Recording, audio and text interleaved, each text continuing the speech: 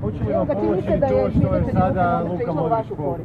Molim? Čini se da je svjedočenje Luke Modrića današnje išlo u vašu korist da je promijenio iskaz. Pa nije on promijenio iskaz. Njegov iskaz nisam smio govoriti zbog procedure, jer dok se provodi istraga onda je okrivljeni što sam ja bio tada, nema pravo govoriti o tome. Ja sam imao uvid normalno i moja obrana u iskaz i njegov iskaz je nešto najdivnije, najpoštenije što je ikad bilo. Njemu su jednostavno uvalili jednu rečenicu koju on nikad nije rekao. Vidjeli ste danas da je rekao to jednostavno nije istina, to je laž. Mi smo u Londonu dogovarali samo podjelu temeljem građanskog ugovora između mene i Zdravka Mamića. I tu je početak i kraj priče. Sve je ovo ostalo jedna velika predstava, gnjusna, gdje se čitav sustav navalio na meni leđa i vidimo već godinama posljedice svega toga. Dobro, ali USKOK, tužitelji konkretno imaju to da je on rekao da je taj ugovor potpisan, odnosno da je antidatiran kad je on već igrao u tome. Ja ne znam zašto vi sada implicirate nešto.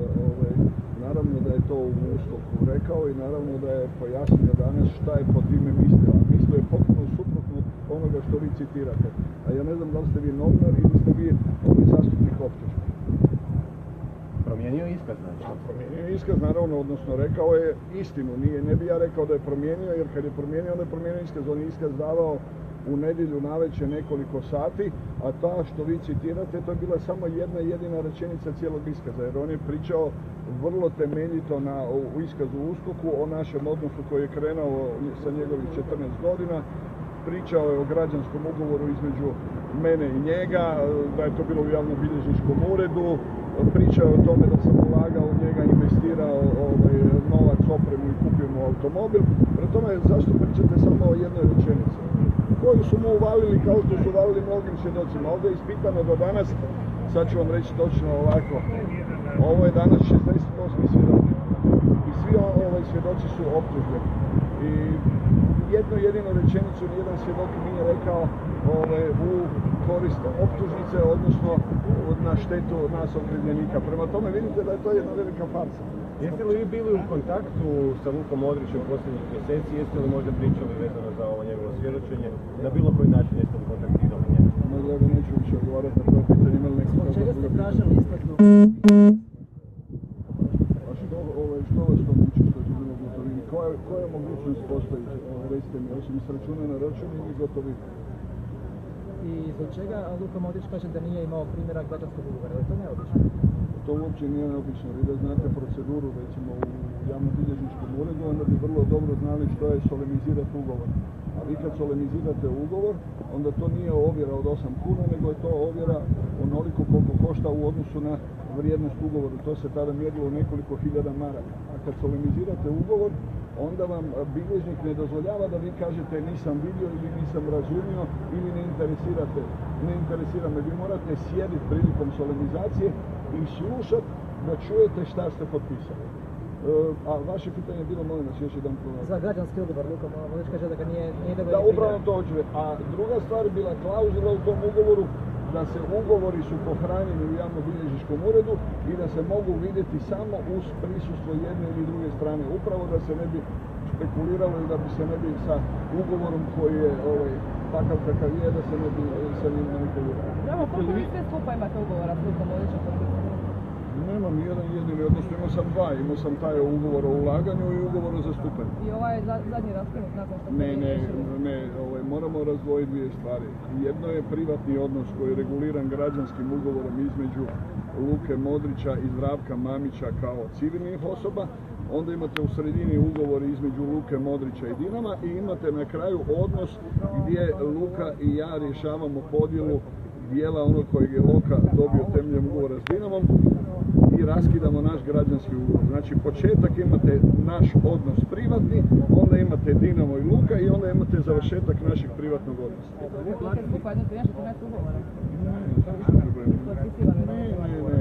između mene samo ta dva ugovora koji su potpisani kad je on bio maloljetan sa 14 godina u prisustvu roditelja i onda sa 18 godina kad je on bio punoljetan, on kao punoljetna osoba mora svojom voljom potvrditi da ono što je prije on i otac i majka potpisali da se to ponavlja. Znači samo ta dva ugovora. Vi vjerojatno aludirate na ugovore između njega i Dinama. Ako vas razumijem, da, tu je potpisivano, ne znam, ne, rekao on je vrlo precizno rekao, ako se sjećate, da je potpisao dva profesionalna ugovora i dva pripadajuća aneksa tih profesionalnih ugovorima koja su govorili o podjelu transfera i isto tako je na predočenje USKOK-a rekao, a to je istina, da je potpisao još jedanput 3 dana nakon što je Dinamo potpisao sa Tottenhamom ugovorom 26.4. da je on 3 dana kasnije potpisao sporazum u kojem je precizirana podjela u financijskim omjerima. Znači to je 3 ugovora, znači 2 aneksa i 1 sporazum u kojem je definirana podjela transfera između njega i Dinama. A onda smo 8.6.2009. kad on igra u Tottenhamu mi utanačili i otišli u javnobilježnički ured, naš građanski ured. Tako da, precizni, nema tu sugestije ili nesugestije ili navijanja. Morate biti samo razumjeti i pogledati u spis, gledati ugovore od početka, oni imaju svoj slijed i onda neće biti nikakvih problema. Da, je ključno bilo zapravo što će reći Luka Modrić o apsolutno, mislim da je on danas sve jasno i mislim da je Luka... Je li lakše nakon Pa naravno da mi je lakše, gledajte, da vam kažem jednu stvar. Ja da sam Luka Modrić, ja bi zagrmio onog trenutka kad je Zdravko Mamić završio u zatvoru. I Luka je česti čovjek i nema toga na svijetu, na kupi zemaljskog koji bi na njega utjecao. Taj se nije rodio, pa ni Zdravko Mamić. Ali on brižljivo skrbi i gradi svoju karijeru i naravno da njemu nije ugodno da se on pojavljuje, pa makar i kao svjedok u nekoj sudskoj parnici koja je razvikana. Ipak je on trostruki prvak Europe i jedan od planetarno popularnih ljudi. I on je htio da to bude sve na jedan gospodski civilizirani način. Recimo ja, da se to dogodilo nekom drugom, ja bi zagrmio cijeli svijet bi čuo. Jeste li vi platili porez na davanje na onaj iznos koji je Luka Modrić platio temeljem vašeg građanskog ugovora? Sam porez na dio koji je dobio Luka od Dinama je plaćen jednokratno od strane Luka. I još jedna stvar, dakle, samo da potvrdimo ono, dakle, taj aneks ugovora tvrdi da je antidatiran po podjeli financijskog obeštećenja, zapravo po vašem nije antidatiran, on je potpisan prije njegovog odlaska. Ne može on biti antidatiran, čista je manipulacija, znači nitko ne spori, znači Luka Modrić je na svim tim aneksima i njegov potpis. Razumijete, ne jedan put, nego 2 put, nego 3 put i on izričito eksplicitno kaže da imali smo dogovor i mi smo to potpisali. Ja ne znam koliko puta to mora biti jasno. Ja ne znam zašto vi inzistirate, zašto vi ne možete podnesti, recimo primjer da sam ja pošten i čestit čovjek. Pa ne, ali ja pitam javnost, pa ne, ja vas pitam, nije ovdje nisam ja koji bi trebao donositi konačni sud, ali mislim da osim suda bi vi mediji trebali donositi ovaj konačni sud, odnosno svoj sud. Vi ste korektiv svega, mislim ja ne znam zašto svaku rečenicu uvijek imam vremena za vas, uvijek vam kažem sve istine, sve vam mogu predočiti. Zašto recimo primjer, ja sam na prvu raspravu donio ovdje, a donišću kad bude završen govor, ja sam donio 100 ugovora, recimo primjer, koji su o podjeli transfera između igrača Dinama i igrača koji su igrali u Dinamu. Ja sam ih donio 100, gdje su klub dijelio u pravilu transfer sa igračima. I znate šta je u tim ugovorima zajedničko?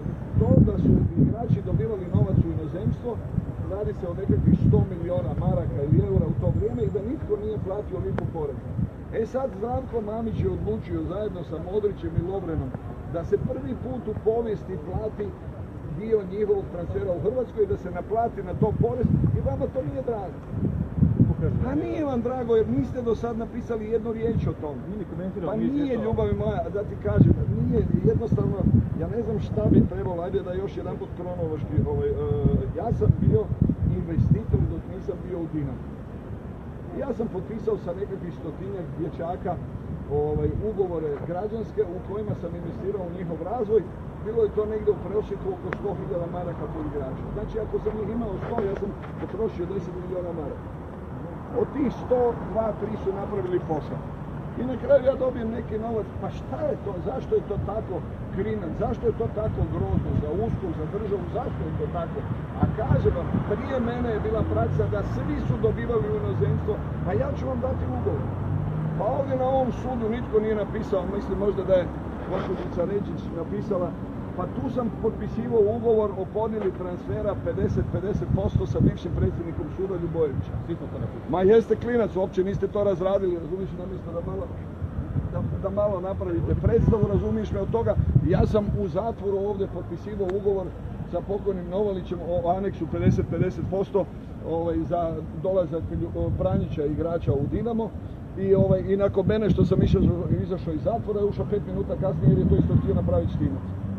Pa vi znate, ispričavam se, vi znate recimo primjer prelazak Kranjčara